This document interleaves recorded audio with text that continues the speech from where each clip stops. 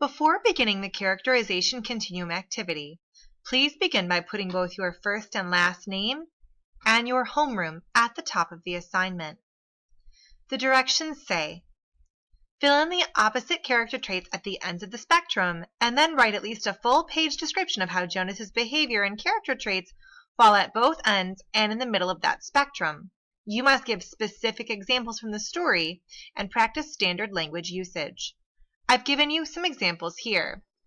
For example, you may want to compare and contrast how Jonas is sometimes honest and how he is sometimes deceptive. If those are the traits you choose, you need to put them on either end of this spectrum. If you choose other traits shown in the previous video, you would write those traits on the spectrum. You could start out by saying Jonas can be both honest and deceptive.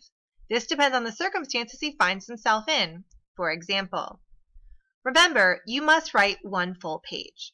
In order to do this, I've given you some suggestions. You could write one paragraph with an example of the leftmost end of the spectrum, so an example of Jonas being very honest. You could write your second paragraph with an example from the middle of the spectrum, so an example of Jonas withholding the truth but not necessarily lying. And lastly, you could finish off your one page by writing one paragraph with an example of the rightmost end of the spectrum, so an example of Jonas definitely lying. As long as you do that and write at least one full page, you should have no problem earning all 20 points on this assignment.